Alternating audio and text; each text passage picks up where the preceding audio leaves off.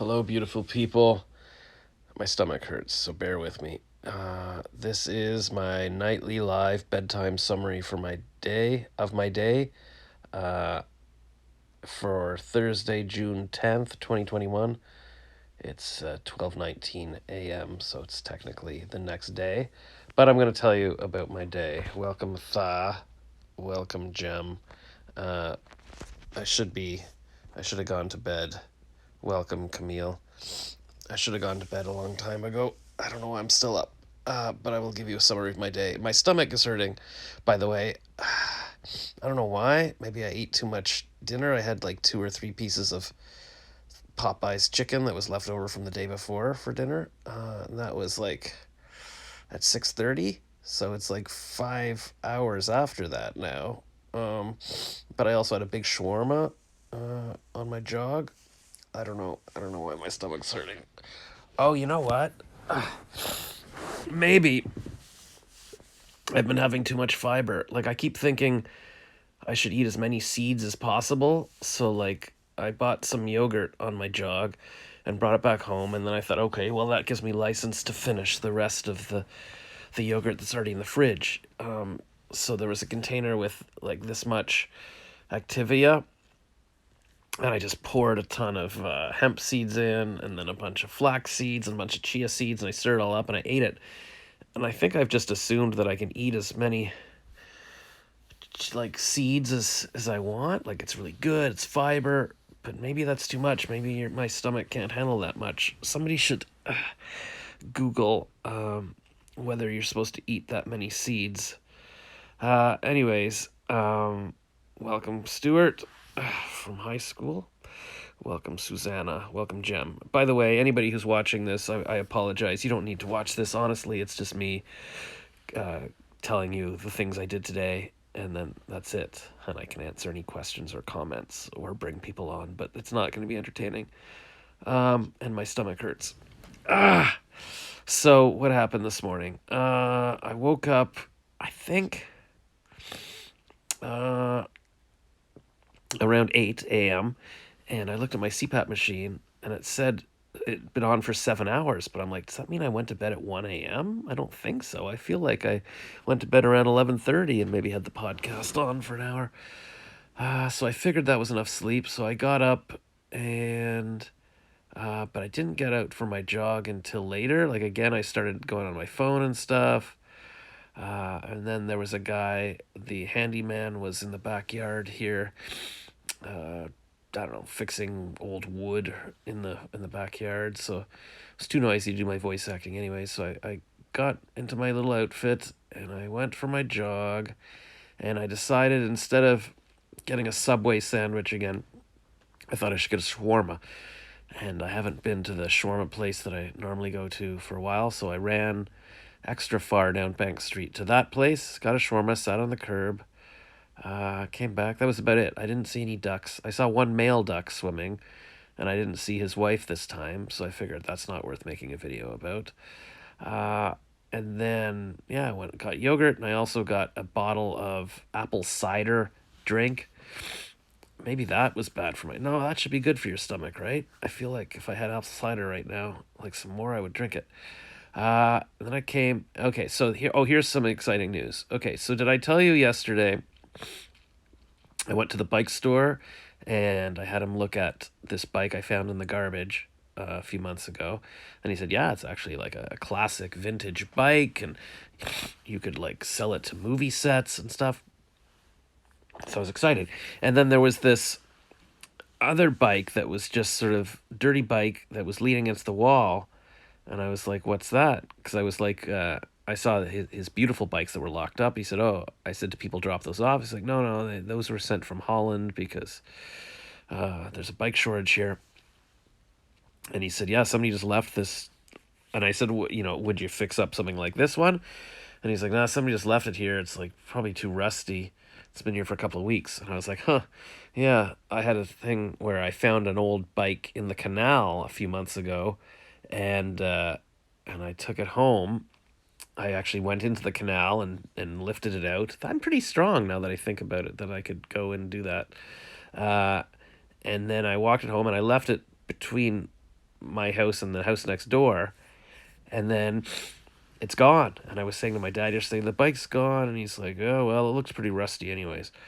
And I felt bad. I'm like, maybe it was another classic bike. Maybe I wouldn't, I could have done something with it. Like, I just feel bad about losing things. Maybe if I had a proper wife and kids and career and success, I wouldn't be obsessing about old bikes or whatever that I found in the like that have been thrown away.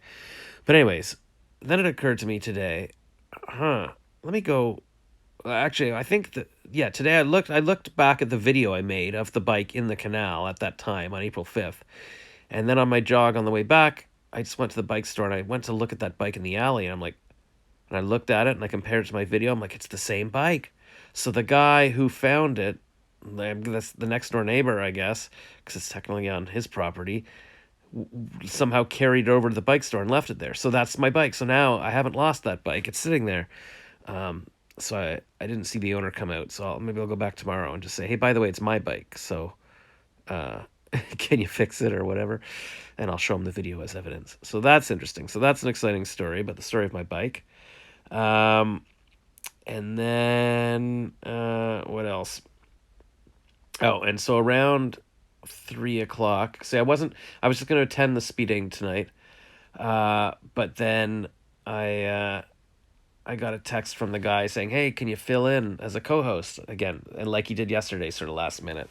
So I was like, "Sure." They pay me $100 to do the hosting, and tonight was with Lindsay, who I met on one of the dates once, and she's a really funny, cute YouTuber, and she's got a Ukrainian background as well, like me. So it's kind of like, I don't know, it'd be good to marry her.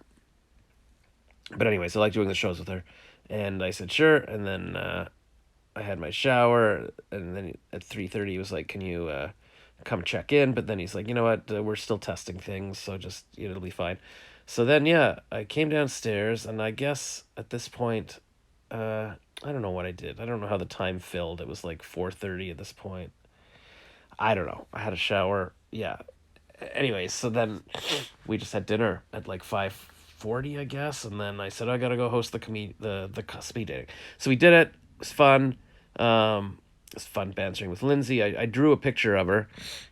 I guess I should show it to you because she mentioned, I mentioned people were asking her, Lindsay, do you ever do the dating? And she's like, yes. And actually, that's how I met Josh originally. And she's like, and he drew me, and I was like, oh, all right. Well, she's talking about my drawings, and I should draw her again. And so I drew her again, and then she was like, I don't like that. I look like a boy. And I'm like, oh, sorry. So then, oh, here it is. It was beside me all the time. Why did I even get up? It was literally at my head, this drawing. Okay, so here it is. This is what I drew of her. I guess it's backwards here, but you can, on the camera, but you can see, oh, wait, you know what I could do? I could flip it. Hold on.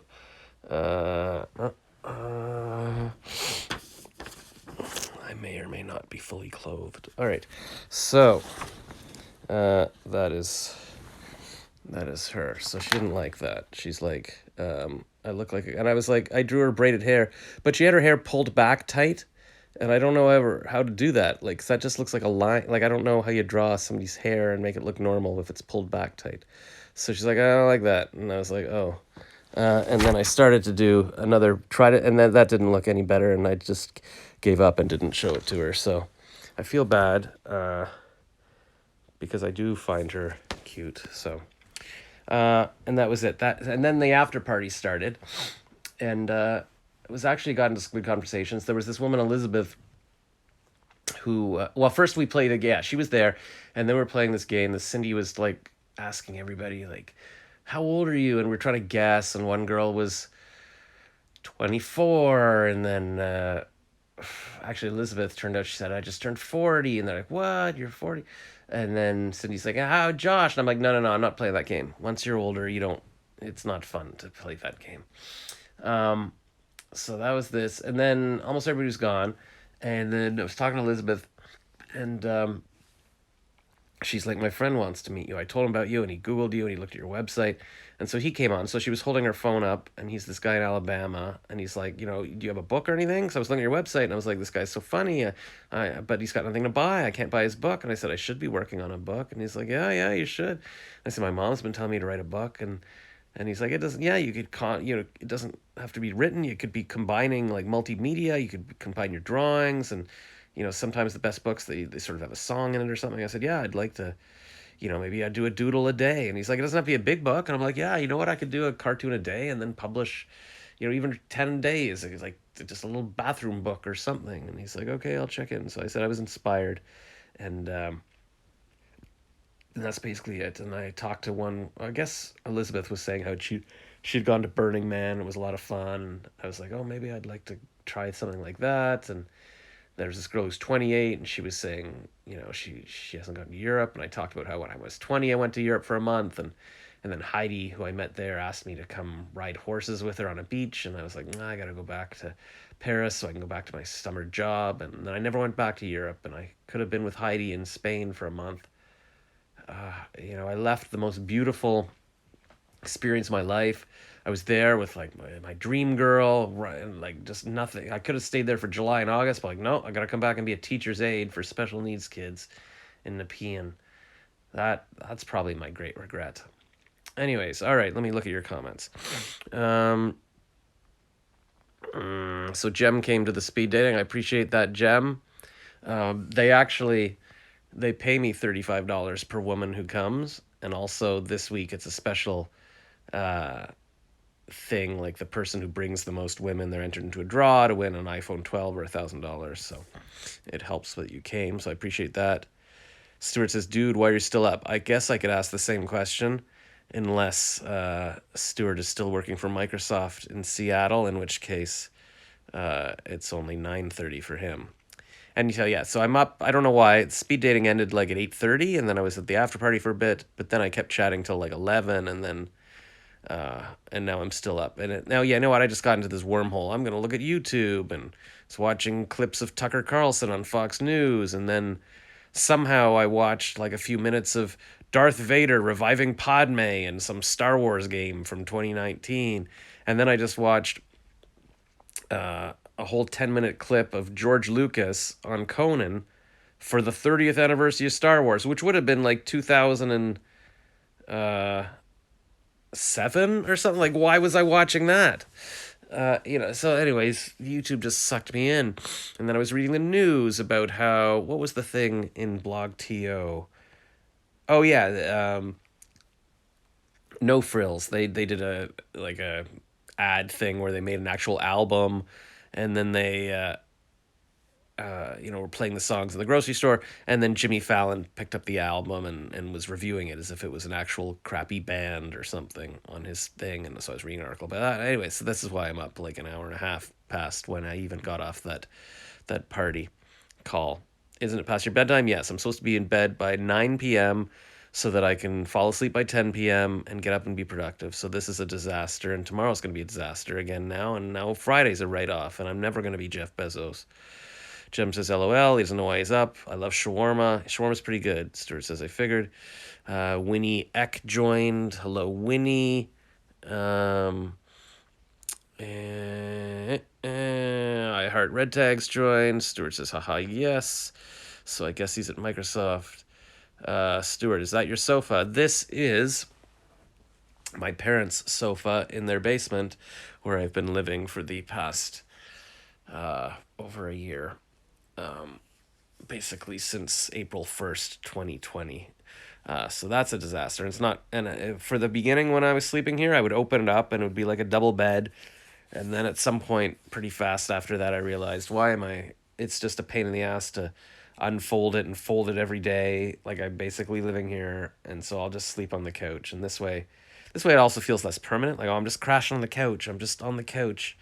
It feels a bit cozier. Kathleen, I just saw that Fallon review. Yeah, I watched that, right? Oh, right, I think I remember reading. Yeah, it's pretty much a disaster, Stuart. Life did not go as it should have for me, but I sabotaged myself in every possible way, so that's fine. You sleep on the couch you make. What else was I talking about? Uh, that's about it, I guess. There was something else I was going to say. Let me scroll. What was I going to say? Oh, in terms of news, yeah, Kathleen was saying she saw that. So what for news tonight? I just clicked on Google. I click on the Google app, and then it shows me relevant articles, and it's pretty good. It knows exactly what's going on. Like, actually, it just occurred to me that, because I emailed LinkedIn a couple of days ago because I got some net LinkedIn requests for people who want to be my friend, and I accidentally clicked X on one of them. Somebody named Abdul or something. I'm like, oh, it disappeared. And so I emailed them to ask, like, can I get those back? Can I see who made the request so I can go back and request it? And then apparently there's no way. But so Google obviously knows because they're reading my emails that they put an article, it was the LinkedIn article about LinkedIn, how to, I don't know, view your requests or something. So interesting. So that's why I was. Oh, and then I also saw an article about Much Music. How I didn't know Much Music stopped being a thing 8 years ago, but they've just had Much since then. Anyways, they're relaunching on TikTok, which is and then Retro Ontario was saying, "Oh, we never lost Much. It's always been here on our Twitter and stuff." So the thing is, yeah, I go to Google for news now because if I click on CNN, it's like it's not even bias; it's complete lies. It's like insane, like just lie. So I don't want to even bother reading them. I sometimes read Fox. And then, yeah, I hope that Google kind of gives me an assortment of articles I might be interested in. But it's pretty scary to realize that the news is just not even real anymore. Like they've been coming up lately with so many things that the news just outright lied about with Trump, which is why I sort of started supporting him and realizing that I'm not left wing because it's just lying all the time.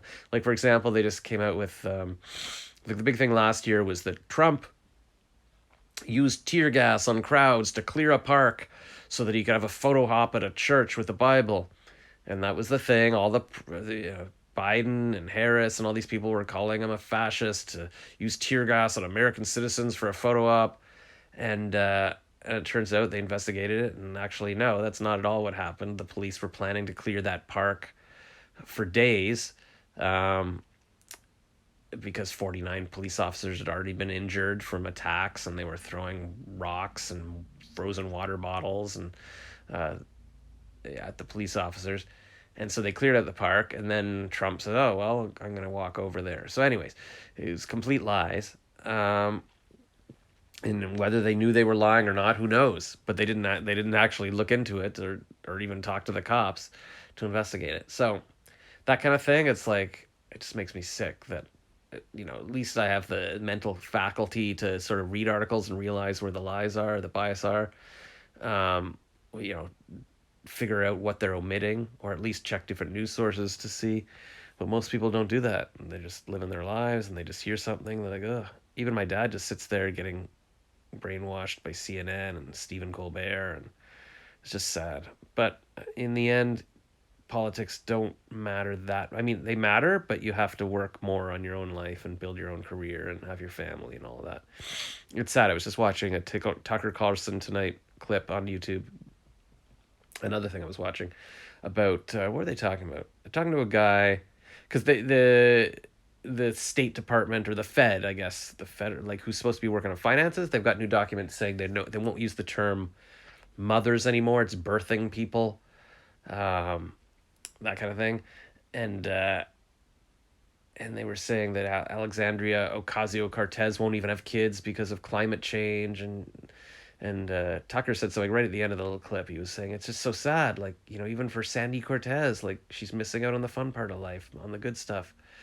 And it made me realize, yeah, of course, having the kids and a wife and family and a partner, all of that. I could have had it. I could have had amazing women that I loved so much and had a family with. And I'm just like, no, no, no. It'll be more fun to, I don't know what, just keep breaking up with them and feeling to my stomach about it. And then, I don't know, leave my job and then just live on my parents' couch. So here we are. But it's supposed to be positive, jubilant June, where I'm positive and just giving you guys life advice. But in a way, telling you what things I've done that I think are mistakes is a way of giving you life advice. You can just then not copy me. So there you go. Schmal, welcome, and Flugens. Proscovia, welcome. So that's it. That's my bedtime summary of my day. And yeah, tomorrow's Friday, so let's get up, be productive, end the week big. And oh yeah, patios are opening tomorrow. So my friend Pauline that I met in a bar 20 years ago, she just said that she's coming down with some girls. So maybe I'll go meet up with them. I hope everyone has a good day and night. I don't even know what I'm saying. Okay, bye.